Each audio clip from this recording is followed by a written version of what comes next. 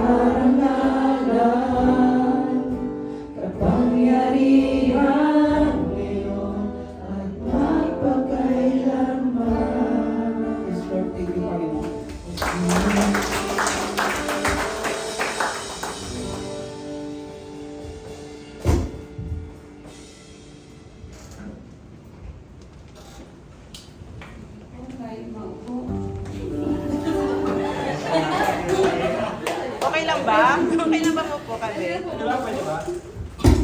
Ako to.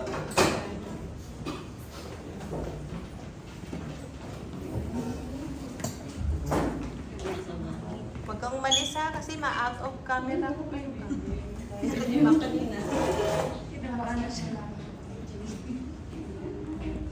So, marami na rin po tayong narinig sa preaching about serving. Kaya, summarize ko na lang yung mga yung mga napakinggan ko. Itutuloy ko na lang yung preach ni Sherry nung linggo. Kasi parang ito talaga yung parang pangungusap ni Lord sa akin. Yung faithfulness in serving God. So 1 Samuel 12:24. Sabi doon, "But be sure to fear the Lord and faithfully serve Him. Think of all the wonderful things He has done for you." Hindi po ba? Madali po bang mag-serve? Minsan, may kaibahan po kasi ang nagsiserve ka lang sa nagsiserve faithfully, kasi minsan pag nagsiserve ka lang, parang madali lang sa'yo, di ba? Madali mong tumayo dito sa harapan, lalo pag talent mo talaga tumugtog, talent mo kumanta, parang ang dali-dali lang sa'yo. Pero iba po kasi yung nagsiserve ng faithful ka sa paglilingkod mo. Pag nagsiserve ka lang kasi, pwedeng kapag okay lang lahat sa buhay mo, sige, okay ako ngayon. Pero pag may pinagdadaanan ka, pag may problema ka, naku, wag mo na ngayon, di ba, pag inano kang tumayo, wag mo na ngayon, kasi may pinagdadaanan ako, di ba? Di ba may ganun tayong sa buhay? May mga eksena tayong ganun. Ako naranasan ko rin. Naranasan ko rin kasi minsan yung ganun, yung pag may problema ka, parang hirap tumayo, di ba? Parang hindi mo kayang mag-serve kay Lord kasi parang feeling mo ang bigat-bigat. Pero dapat po pala, doon tayo mas lalong lumapit kay Lord. Sa mga sitwasyon sa buhay natin na parang down na down tayo, doon tayo po na lumapit kay Lord. Di ba di ba yung po natin, yung faith natin, hindi po dapat makabase sa mga circumstances ng buhay natin. Dapat, lagi natin isipin kung sino si Lord sa buhay natin, di ba? Kung kilala talaga natin si Lord sa buhay natin, kung alam natin talaga yung Diyos na pinaglilingkuran natin, hindi tayo madadala sa mga problema, sa mga pagsubok na nadadaanan natin sa ating buhay. Kung may pinagdadaanan po tayo, daanan lang natin, wag po natin tambayan. Sabi nga, huwag ka daw po ma-surprise kung ina-atake ka ng kaaway, di ba? Kasi Satan will always attack our belief, our faith, and our testimony. Normal po yun sa buhay natin mga Kristiyano. Ang hindi po normal yung hindi tayo nagkakaroon ng problema. Kasi matakot po tayo, baka kakampi natin si Satan. Kasi hindi kanya kinakalaban Hindi kakampi mo siya. Mas gusto po ba natin kakampi si Satan kaysa kay Lord? Di ba hindi po? Yung iba naman, pag nakuha na yung gusto, tumitigil na sa paglilingkod. Diba, minsan promise pa tayo kay Lord. Lord, magsiserve ako. Basta ibigay mo sa akin yung ganito. Magka-OT. Si Sis Leia wala kanina yung testimony niya, di ba? Bigay mo lang sa akin ng ganito, ganyan. Naglilingkod ako sa'yo. Pero pag nandun na, yun nga, nagiging busy ka na. Siyempre, marami ka ng pera, marami ka ng pwedeng gawin. Tapos yung iba, madaming dahilan. Yung may talent naman sila, pero ang dami nilang dahilan sa buhay ba? Yan po. Pero pag faithful po tayo sa paglilingkod natin, ginagalingan po natin yung ginagawa natin sa ating ministry. Kahit anong ministry po natin dyan, mga kapatid, kahit tagahugas po tayo dyan, housekeeping ministry, kailangan po binibigay natin lagi yung best natin sa paglilingkod sa Lord. Sa Deuteronomy 10:12 po, sabi dito, Bro, ginawa mo pa kanina yung verse. Ayan.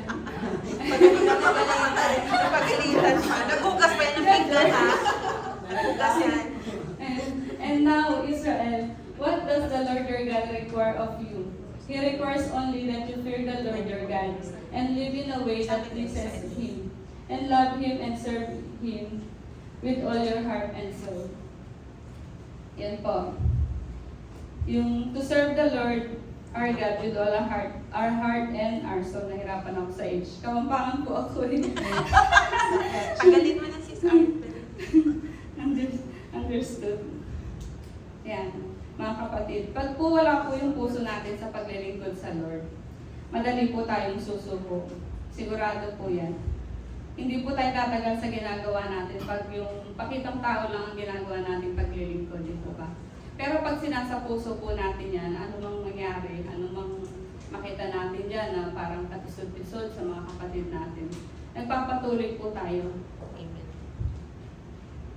So ano po ba yung mga dahilan bakit kailangan natin maging faithful sa ating paglilingkod sa Diyos? Una po, kasi pinagkatiwalaan tayo ng Diyos. Sa 1 Peter 4:10-12, God has given each of you a gift from His great variety of spiritual gifts.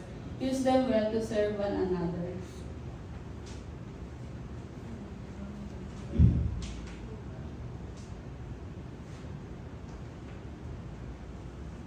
Sa Tagalog po, bilang mabubuting katiwala ng iba't ibang kaloob ng Diyos, gamitin ninyo sa kapakinabangan ng lahat ng kakayahang tinanggap ng bawat isa sa inyo.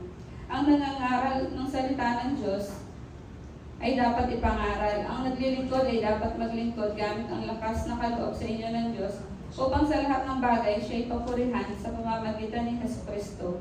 Sa Kanya ang kapangyarihan at karangalan ng pakailanman. Amen. Yan nga po.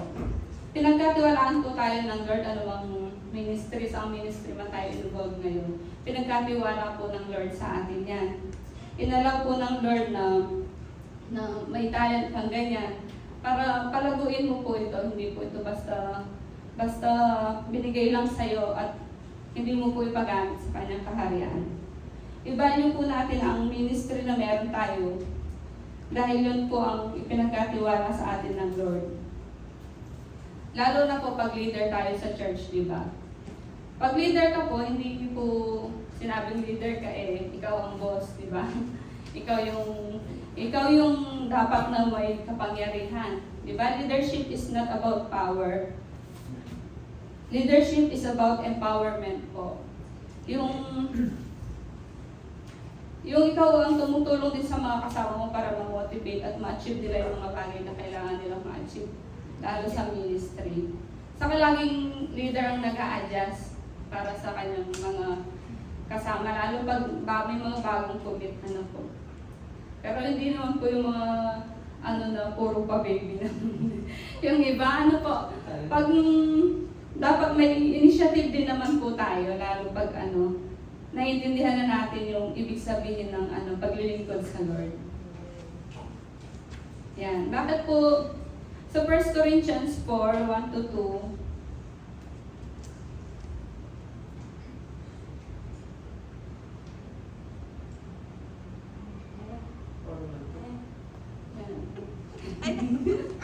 so look at Apollos and me as mere servants of Christ who have been put in charge of explaining God's mysteries.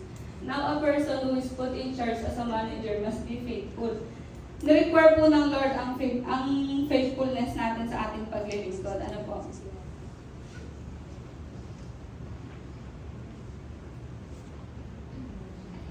Yan. Hindi po tayo basta-basta nakukontento. Pag faithful po tayo naglilingkod kay Lord, hindi lang po tayo basta-basta na nakukontento na eto basta tumayo ako ngayon. Yan na yun. Binibigay po natin ang best natin, di po ba?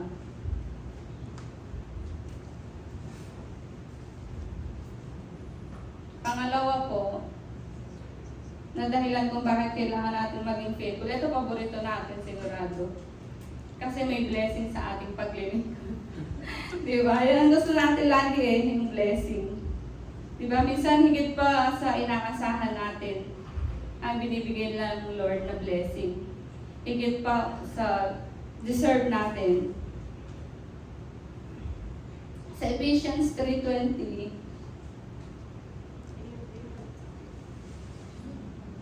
now all glory to God, who is able, through His mighty power at work within us, to accomplish infinitely more than we might ask or think. Yun nga po. Minsan, more than sa what we deserve ang binibigay pa ng Lord, di ba? Sa atin. Basta naglilingkod po tayo sa Kanya ng faithfully. Minsan hindi lang natin ma-appreciate kasi minsan mas meron pa tayong hinahangad. Hindi tayo makontento. Diba kahit yung araw-araw lang na humihinga tayo, pag-gising natin, may hininga pa tayo. Malaking blessing na po yun ng Lord sa atin, di po ba? Basic lang, pero totoo naman po na malaking blessing po yun na pag-gising natin, may hininga pa tayo. At kapag faithful po tayo sa ating paglilingkod, laging nandyan ang favor ng Lord. Di po ba? Nararanasan po ba natin yung favor ng Lord sa buhay natin? Yan, tapos na ako. Ayan. Tapos yung conclusion ko po, natawa kanina kasi pareho kami ni Brother McCroy ng conclusion sa 1 Corinthians 15:58. So my dear brothers and sisters, be strong and immovable. Always work enthusiastically for the Lord. For you know that nothing you can do for the Lord is ever useless. Sabi po sa Tagalog, kaya nga mga minamahal kong kapatid, magpakatatag kayo at huwag matinag.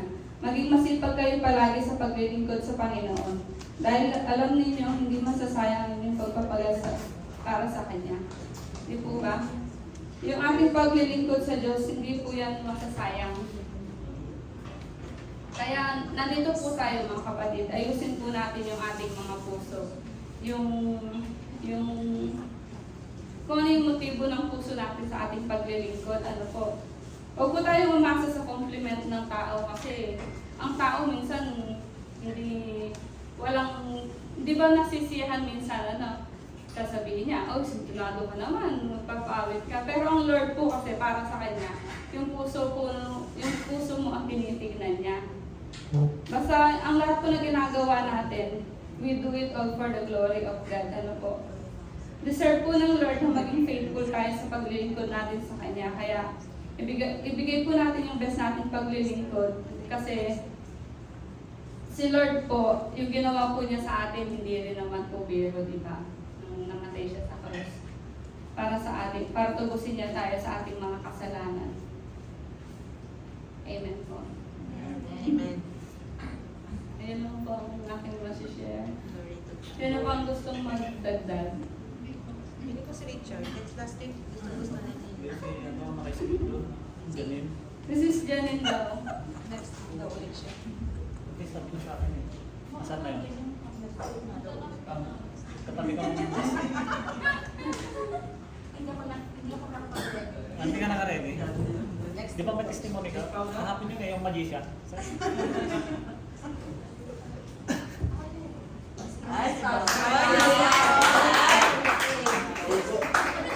Tissue! Tissue! Si Artie at hindi ba nag-tissue? May ganito yan kasi nung nandito po, nung bumalik ako dito, sobrang dami talagang Tangkad. problema. Baba. Kanina ka siya. Sa Philippines ha, sobrang dami talaga. As in, parang umuwi ako for disappointments. Kotang-kota talaga ako. Shopping. So, pumunta ako dito, sobrang lungkot ko talaga. As in, parang wala akong ganang mag-church. Asan yung tissue?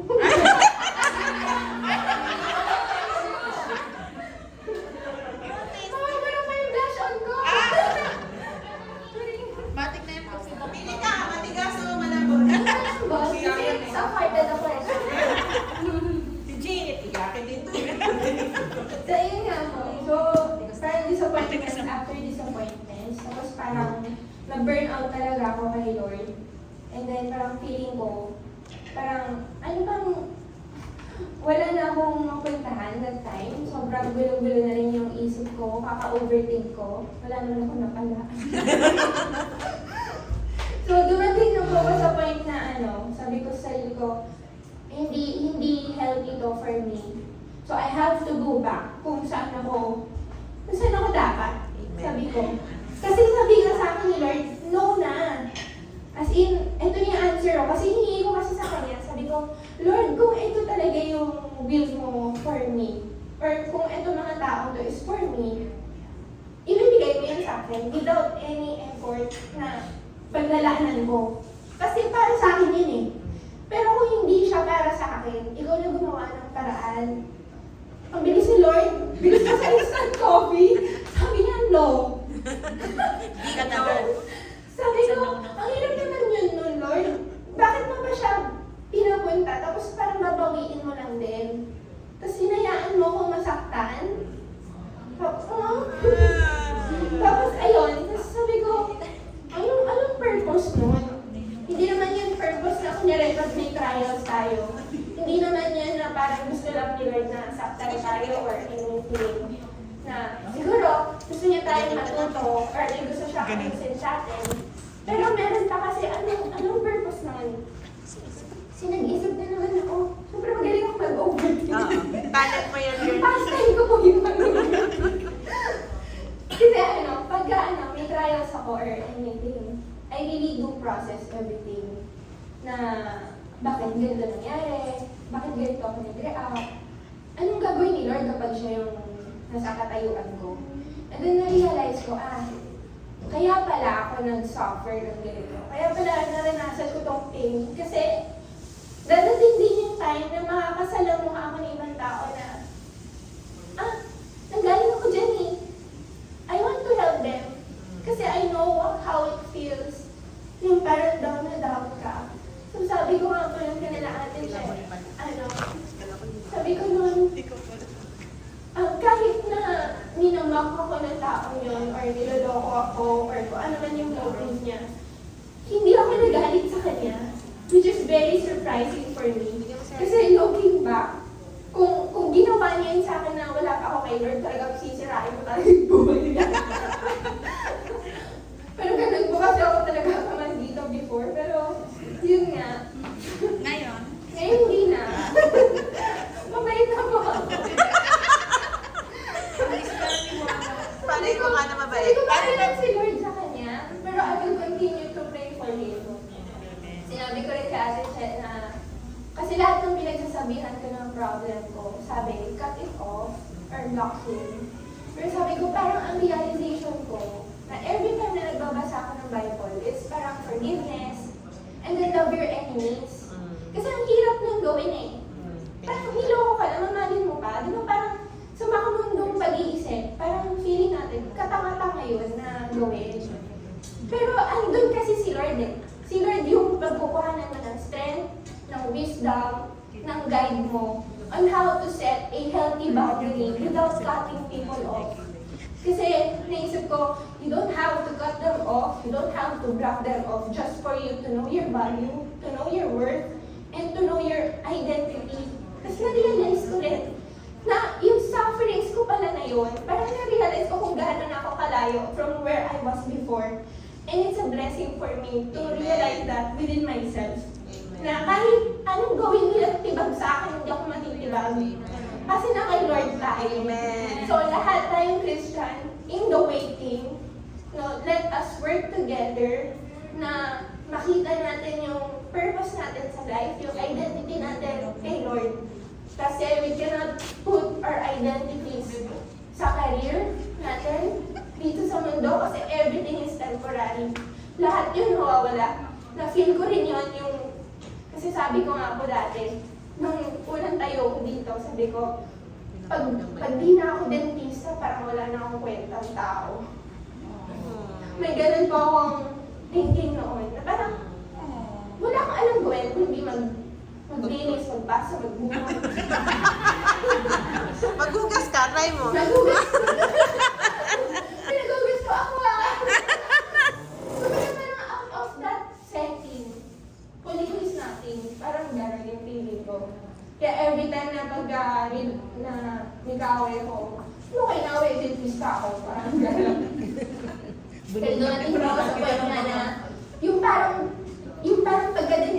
din mawala. Parang sabi ko, okay. So, hindi talaga siya yung identity ko. So, ayun. In the waiting, there's blessing. In the suffering, there's beauty in it. Kasi, nandun si Lord. Amen.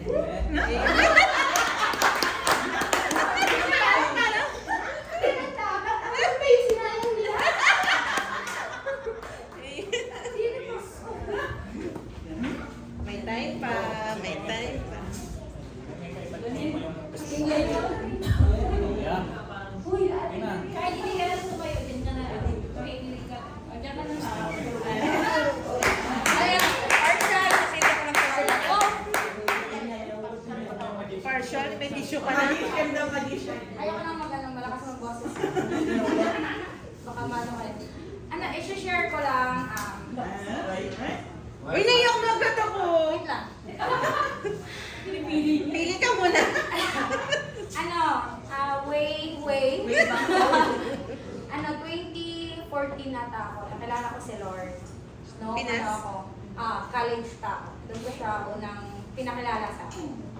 Tapos, syempre, estudyante pa ako. Parang wala lang, light lang. Syempre, estudyante yung problema natin, mag-aral, tuition, yun ang naman mga problema natin, mga jowa-jowa konti.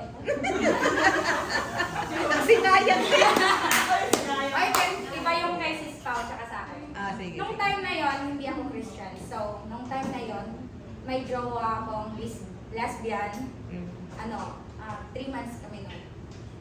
Tapos nung nakilala ko si Lord, alam ko sa sarili ko, ay, syempre, tinanong na si Lord, dahil si Lord, bawal yung mga gano'n. Syempre, inano ko na, bawal pala, bawal kung mga babae. Alam ko naman bawal, pero mahal ko rin. Tapos, nung nakilala ko na si Lord, nung nagsisimba na ako parati, pero hindi ko siya ma-let go. Alam mo yung, alam mong bawal, pero hindi mo siya ma-let go. Tapos, nung nagsisimba pa din ako, pero pinag-pray ko na, Lord, mali po to. Mali po kasi pareho po kami babae, ganito ganyan. Tapos, alam nyo, grabe ang, ni Lord, grabe ang miracle, Char. Grabe ang ni Lord. Kasi, yun ata yung first, parang first love. Yung parang, na-inlove ako sa kanya. Kasi, iba din, hindi ko alam kung may mga kayo, pero iba mag-care, yung mga lesbian. Iba sila mag-care. Yun yung first love ko. Tapos, grabe si Lord na nagising na lang ako isang araw, wala na akong nararamdaman. Iba kay Sis Pao, di ba siya parang may pa. Ako kasi parang pinag-pray ko lang talaga, hindi ko, minsan may sinasabi ko, Lord, parang hindi pa ako kayang i-let go siya, pero alam kong bawal, Lord, ikaw na bahala sa akin. As in, parang pagkagising ko na rin, nagising na lang ako na, ayoko na. Tapos, syempre, bernay ko siya.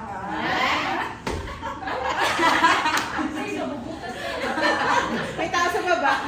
Tapos, edi bernay ko na siya, edi syempre, mahal niya ako, nagmakaawa siya.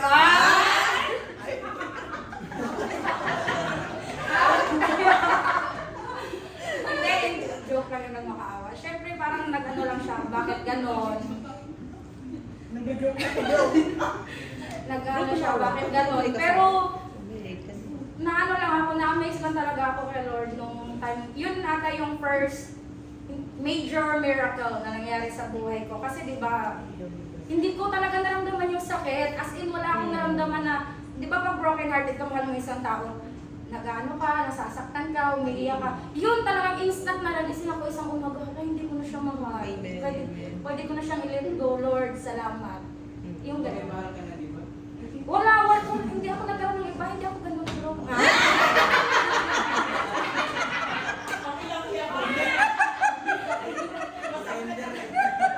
Ano pa ba? Sabi sa inyo yun. Wala, naka-off to. Naka-off. Naka-off to. Nandiyan kasi lang nandiyan. Kakatadyak mo na buwan yung mic. Nakadulo. Tapos, nung time na yun, nag-college ako, nag-continue ako kay Lord. At glory to God, nakatapos din naman ako. Nang wala ng jowa. Ayun na, nga, yung school kasi namin, malayo sa amin talaga, sa mama ko. After kong mag-school, bumalik ako sa mama ko. Nung time na yon nawala ako kay Lord. Kasi parang iba yung mindset ko na gusto ko kasi yung church na napuntahan ko, yun na yon hanggang sa matay siguro ako or something. Yun na yon. Yun ang mindset ko noon kasi masaya ako dun sa church na yun. Which is mali pala. Kung example, lumipat ka ng place, dapat maghanap ka din ng Christian, kasi mahirap pag walang mga kapatiran sa Panginoon. Talagang, naka-off talaga siya, promise. Mamilina ka man.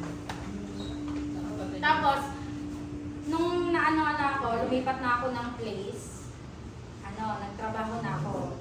Doon ko nakilala yung asawa ko. Ay, eto na tayo.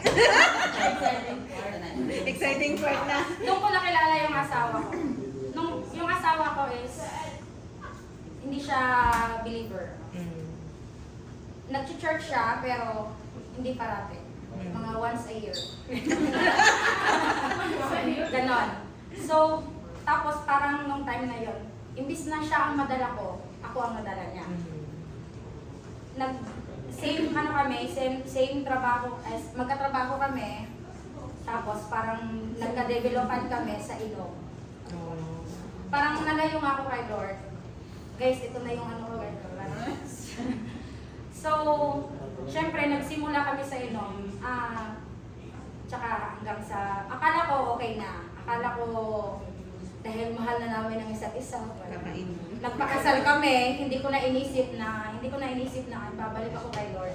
Hindi ko na inisip. Pero, deep inside, may longing ako na Lord, gusto kong bumalik sa iyo. Pero, hindi ko siya magawa kasi that time, nandun ako sa kasalanan ko. Alam mo yun, pag nandun ka sa kasalanan, sino ngayong nag-preach na? Si Sis Cherry. Pag andun ka sa kasalanan, mahihiya ka kay Lord na lumapit. Kasi hindi mo naman pwedeng anuhin yung kasalanan kasi masaya ka. Kasi parang hindi mo talaga mabitawan yung kasalanan na yun kasi ang saya. Mahal niya ako. Ano yung gano'n? Tapos, edi nagpakasal kami. Hanggang sa the rest, alam mo ng iba. Punta ako ng Taiwan, naghiwalay kami. Ang ko na lang ngayon, ang pinag-pray ko na lang na Lord, kung para pa siya sa akin at kung para pa ako sa Kanya, magbibigay ka na, ay gagawa ka ng way na magkabalikan kami. Pero kung nakakasama na ako sa Kanya or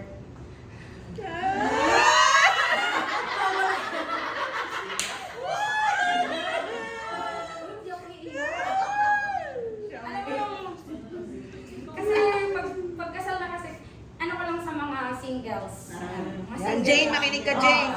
Yung mga singles. Kasi nagsimula kasi kami sa wala yung Lord. Alam niyo yung ganon?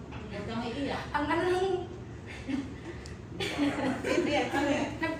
nagsimula kami sa wala. Hindi naging center sa amin si Lord. So parang yung Christian nga, yung ibang Christian nga nagluloko. Lalo pa nung walang Lord, di ba? Inaano ko lang naman yung mga single, kung kaya nyo pa, please. Maghanap kayo ng nasa center yung relationship ni Lord. Kasi Wala kasi siyang hindi madali na Hindi, Iyak ka! Para masaya! hindi madali yung relasyon na hindi ka kasama si Lord kasi walang foundation. Alam niyo yung, okay, sige, magkulit tayo, maghanap tayo ng iba. Alam mo yung ganon. Ngayon na time, parang ako lang yung may Lord sa aming dalawa. So ako lang yung nasasaktan. Siya hindi. Ba't ganon? And then, pinapipray ko na lang ngayon na kung God willing, si Lord na bahala kasi hindi ko na talaga hawak yung puso niya, yung kahit anong paawa effect ko, wala na talaga. So, yun lang siguro. Glory to God. Ay, ganito pala. Napaka-amazing din ni Lord. Kasi nung mga time na hindi pa ako active sa church, nagpabasa ako ng Bible ako. Pero, Iba din kasi yung basa ka lang na hindi mo naintindihan. Kasi yung, hindi ko lang din alam pero para sa akin, gusto ko din kasi may magturo sa akin. Kasi nung pag ako lang, wala, basa lang ako ng basa lang. Kasi yung Biblia, di ba malalim yung iba, malalim yung meaning. So kailangan may nagtatranslate sa atin. Glory to God na parang nagpalapit ako sa Kanya, alam kong hindi pa full yung ano ko, hindi pa full surrendered yung ano ko. But glory by glory, alam kong babaguhin ako din. At ngayon, yung mindset ko, iba na konti. Hindi pa naman siya hindi naman ako talagang mabait, alam niyo yun. Attitude. Pero glory to God, na nadadala ko na yung siguro ibang problema, yung ibang mga temptation na paglalabanan ko na. Yung ibang temptation, tsaka yung attitude ko konti. Pinag-pray ko kayo. Glory to God. Thank you! Praise God. Aba, hindi ka na magiging kapalit ni Richard. Tinapos yan na iniisip ko. Tinapos na yun. Praise God. Praise God. Kung lang maiyak, pinipigilan. Iyakin pa naman yung leader natin. Bago dinaduma ako about doon sa relationship niya, talagang nakita ko doon na nangusap sa kanya ang Panginoon para i-give up niya yung gusto niya. Lesson point 1 yun ni Bro Mark. Makmakan yun. Hindi naman kasi talaga madali yun. Yung i-give up mo yung taong nagpapasayo sa'yo.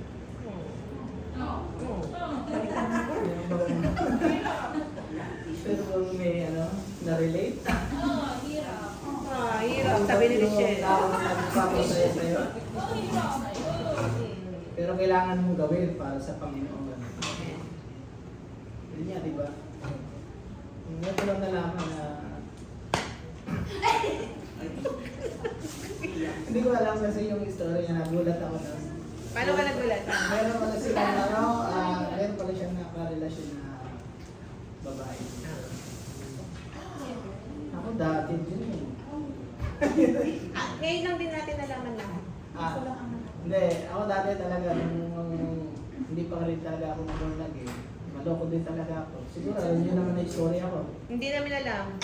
Alam din namin, Jenny, hindi namin alam. Bro, paglakasan yung Martin. Sa November 18 na. Manloko naman. Manloko ko ng bakla.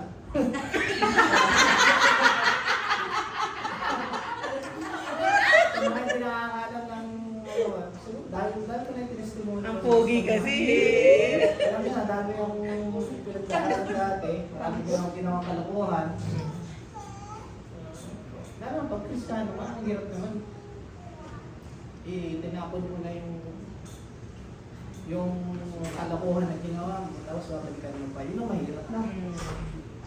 Kasi yung conviction niyan, talagang katulad nga ng dati.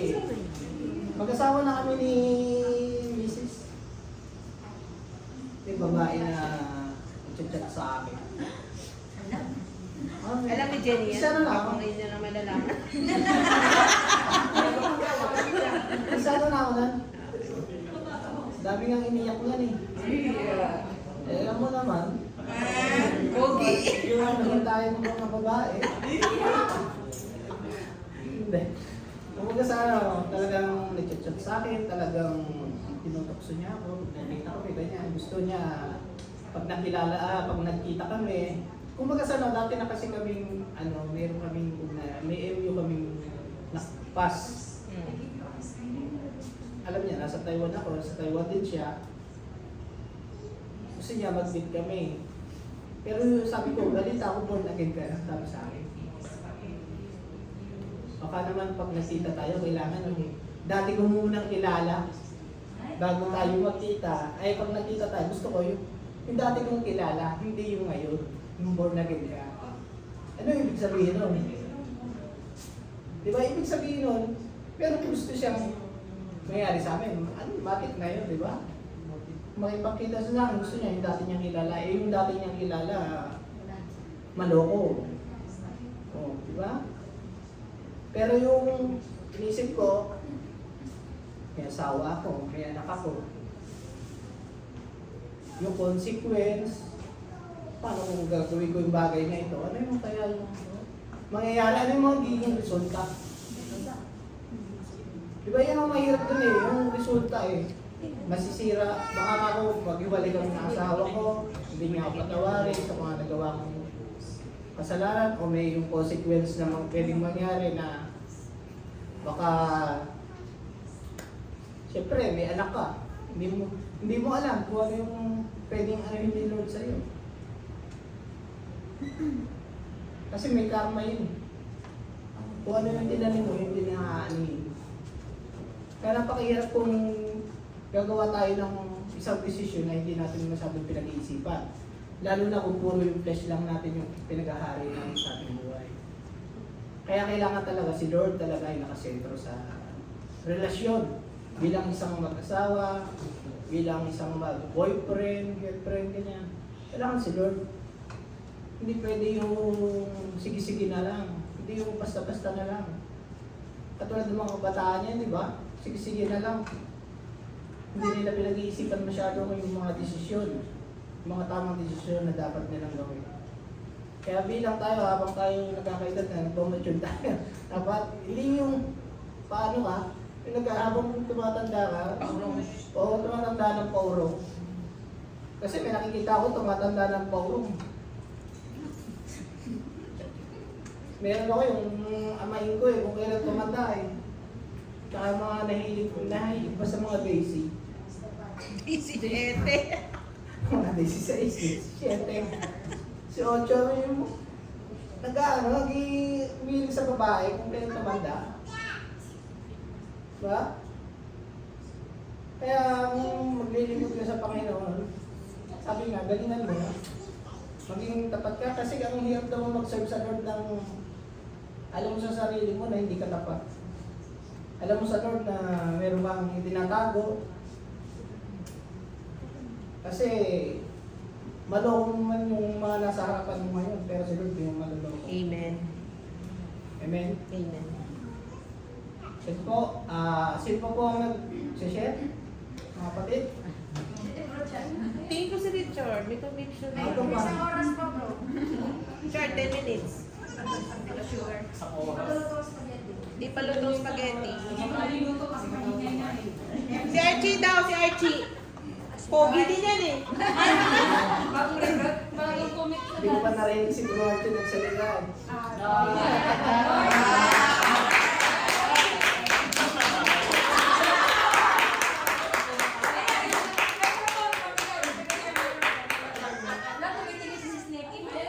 Go na bro. Bro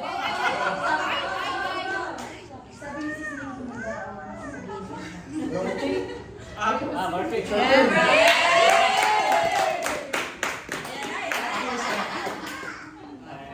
Sabi ni Sis Nikki, huwag mo sabihin na. Kakanta ba? Yung kwento mo, yung alam lang ni Nikki ha. And then ito lang Kailan focus. Because may Wala na. Tissue. tubig yata si Nikki. bali yung i-share ko lang siguro yung way na kung paano binago yung life ko. Kung paano naging intense yung pagkakilala ko kay Lord. Tapos, kung paano ko natutunan na ang ginagawa natin ay hindi basta religion. Hindi siya religion, kundi siyang relationship with God. Na along the way ay parang minumold ka. Siyempre, nandun na din yung guidance, but kailangan din natin samahan ng ating mindset.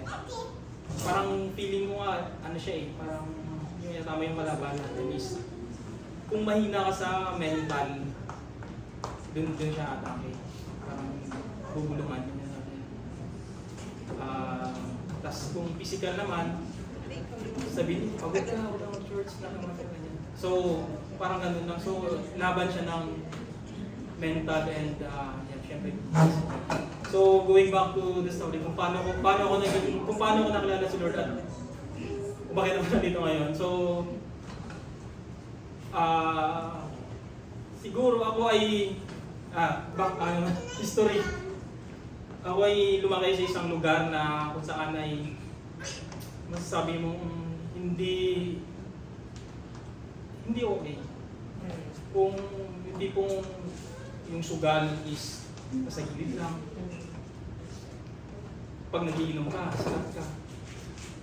Pag marunong ka mag-basketball, marunong ka mag-volleyball, kilala ka sa barangay. Pag marunong ka mag-basketball, may pera ka dahil sa pustahan. Ganyan. So, yun naman ay nakita ko yun yung kinalakihan ko. Tapos yun din yung mindset ko na ganyan. So, to make the long story short, nadala ko yun yung ganung lifestyle hanggang college, hanggang yun. Hanggang pumunta ako ng, pagka-graduate ko ng college, punta ako ng Laguna para mag-OJT. So, after nun, syempre ganun pa rin yung lifestyle. Inom, basketball, pagkatapos sa basketball, inom. So, parang, happy ko lang. Tapos, as in walang direksyon. Walang, parang sabi mo, wala. Ganun yung life eh. Masaya. And then, isang gabi ng, hindi ko malalimutan yung gabi ko. February 20, 2007. Mabanda ka na 7 ng gabi. Nakita ko yung babae na sinabi ko, ito na yung babae papakasalan ko. Wow! Oo, totoo yun. Sinabi ko, Hindi ka. ito na yung babae papakasalan ko. Hindi yan. Tapos, ayun, nung sa karinderya, nung boarding, sa karinderya kung saan kami lagi kumakain. Sinundan namin kung ano yun. Nung Super sexy ni Nikki. Nung ayun, tapos gumawa ko ng paraan paano makuha yung number. Text pa dati. Tapos yun. Sabi na, yun pala yung babae yung Yun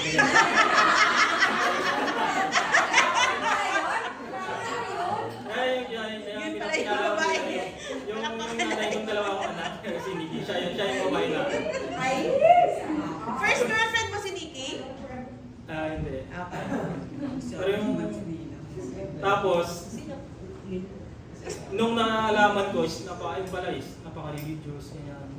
Tapos, sabi ko, sige, kaya ko naman mag-go. And then, that time,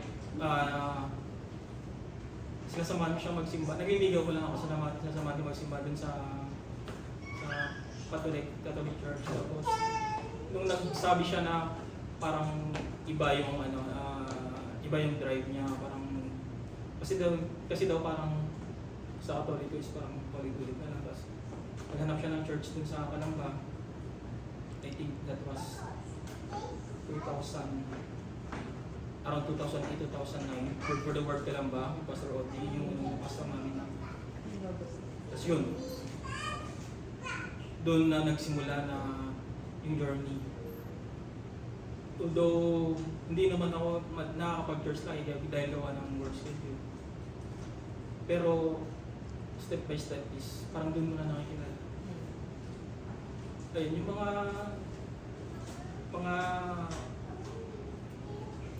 masasamang, yung mga vices, bisyo, is parang nalilitlo mo na hanggang dumating yung time na siguro na masasabi mo na nagbabago ka na. So yung masasabi ko lang is yung mga tapos na natapusin is nagpapasalamat na lang ako na nandito ako ngayon. Amen. Dahil yun nga yung feeling na yung mag-serve ka, mag-church ka is parang iba-iba yung feeling. Amen. Tapos parang yun din yun yung parang yung journey mo pala is hindi napakahirap pag mag-isa ka lang. Dapat meron kang kasama. Yung first step na nakilala ko, salamat ako sa wife ko. And then pangalawa, kung sino yung mga tao na makakasama mo. Meron akong, share ko lang yung sa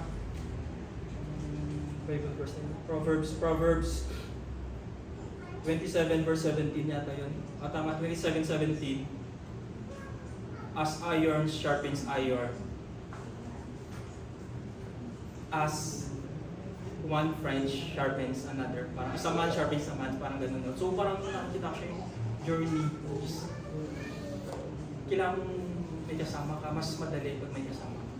So, Gamit si Lord. ako ay paus-usong nagpapasalamat dahil na-meet ko kayo. Amen. Napagpapalong sa church ko. Papangal na yan. Yun. Sabi niya is, syempre hindi aksidente na napunta ko dito. I mean, yung nakita ko rin sa mga kids, parang yung future naman na Yes. kung ano yung nag-share nila. At thank you sa first time. Praise God. Salamat. Thank you, God. Ayan na, hindi na mapipigal si Richard. Praise God. Dali na, Richard, kung ano, para sa Kaya may Lord. isang oras pa tayo. Praise God. Uy, first time ni Archie. Akala ko atakin si Archie sa puso. So, praise God sa mga buhay na nag Amen. So, sa akin lang yung salitang let go. Puro let go eh. Sa kanya, let go din. Let go ng vices. Let go din kay ano. Ng love. So, napakahirap talaga yung salitang let go. Biglaan. So, ito yung verse na iiwan ko muna sa atin. Para pumatak. Siguro pumatak na sa atin. Yung 2 Corinthians. Chapter 5, verse 17. So, alam natin yun, no? So, lahat ba dito ay binago na ng Lord? Amen. So, sino dito yung mga lasinggo, lasinggera? Dadawa lang. Uy, mami kayo. Marami, marami. Nakita kita, naninigarin mo. Marami yung testify. So marami talaga yung testify about dito sa about sa mga bisyo na dapat nating i-let go sa ating mga buhay. Kasi sabi nga ng Lord, so if anyone is in Christ, kung sino na yung na kay Kristo, so he is a new creation. So bago na. Bago ka nang na-mold. No. All things have passed away. So dapat mo nang kalimutan. Or magiging testify mo na lang sa iyong buhay. Sa iyong mga ano, para ma-encourage yung bawat isa. Yung mga baguhan. Yan. Para to serve God. Na maging serve tayo talaga ng buong puso. Kasi wala na yung dati mong buhay. Behold, all things have become new. Yan, bago ka nang nilalang. Kasi ako, talagang, bago ako mag-Taiwan, talagang pinanamis ko kay Lord. So, bibitawan ko bigla. So, sa atin, mahirap, di ba? Biglaan ay isuko mo na yung pag-iinom mo, siyempre magkakaroon ka ng sakit. Pero ako talaga, sinuko ko kay Lord, pero hindi ako binigyan ng sakit. Kasi yung iba talagang, di ba, pagka may nahanap-hanap, minsan bigla na lang magkakasakit kasi binigla nilang iwan yung vision nila ngayon. Kaya talaga akong doon pala inom. So puro hard pa yun, hard na inom. So ako pang nagyaya, pinupunta ko yung mga tropa. So pagpunta ko ng Taiwan, so talagang binigla ko ng pag-iwan yung, o pag-let go yung pag-iinom. Yun talaga yung number 1 sa sa loob ng 5 years. Yeah, 5 years. So, wala na talaga. Stop drinking alcohol. Yeah.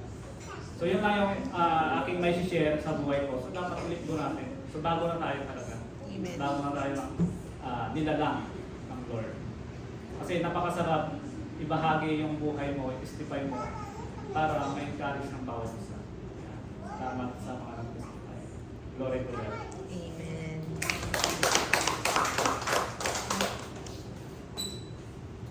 Wala na pong testimony.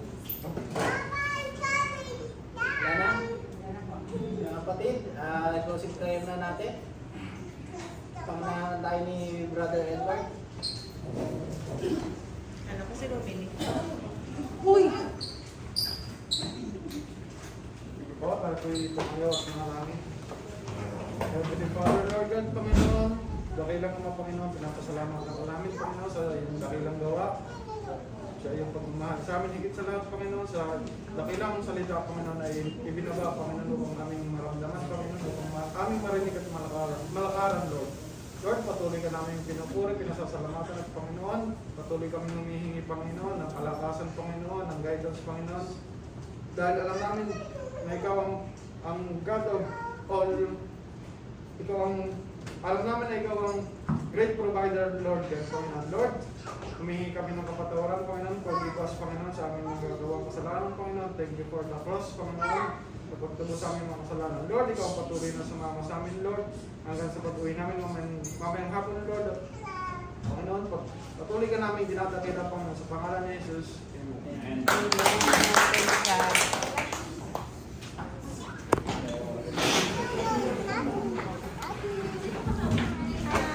Say bye. Bye-bye. God bless. Tayla, say bye-bye. Bye-bye. God bless. God bless.